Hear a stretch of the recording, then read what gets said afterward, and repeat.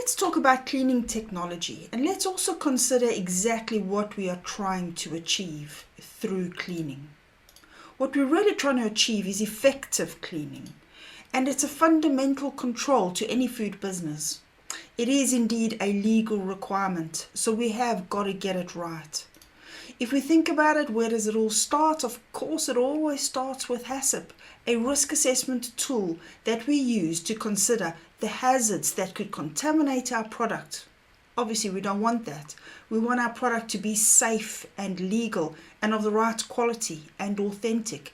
And so we use HACCP to consider those risks of hazards getting in our product.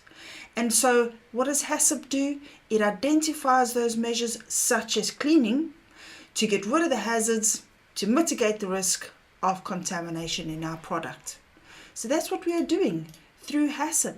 We are considering these hazards. So as a reminder, they are microbes, physical hazards, chemical hazards, and of course allergenic hazards, all of which could really cause harm to people, harm to the consumers of our products. Obviously, we don't want that. And this is what cleaning is doing. It's getting rid of those hazards. And so there are different methods of cleaning. Let's just take a quick look at this. There's dry cleaning, which might be appropriate to your product. Think of a coffee roasting facility. It's all dry. It's a dry product.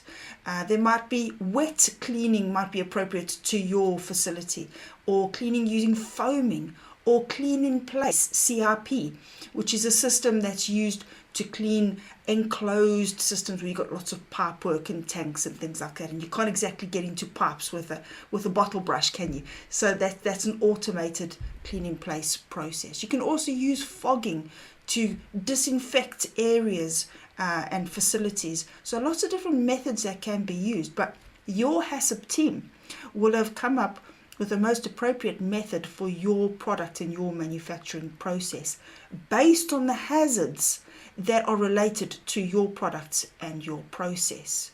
And their methods that they've come up with will also include using detergents and disinfectants as appropriate to your product.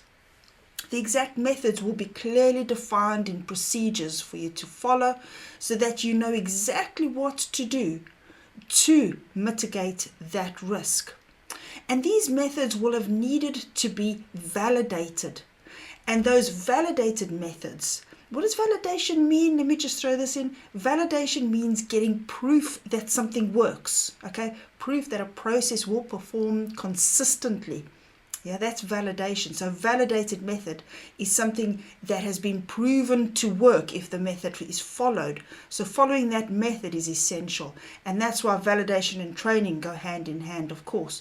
And we will have been trained to those procedures to make sure that we can perform them as they were designed to be carried out. But those validated methods involve three kinds of energies, and it's a different combination of energies that has been validated based on your product and your process. So if you've got two factories side by side, they're not going to have the same cleaning methods because the method is devised based on the risks inherent to your product and your process.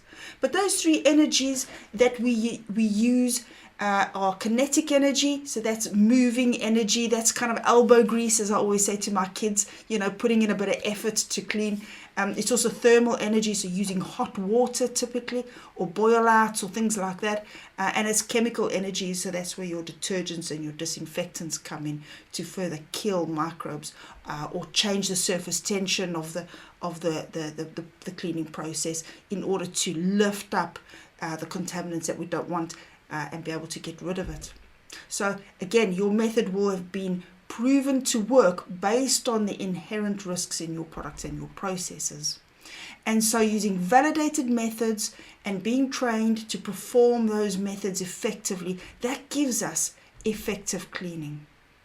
And of course, if we summarize that, it means that we've got these three essential controls. We've got the validated procedure, we have been trained to perform that procedure effectively, and we've got a proven outcome that we can trust every single time.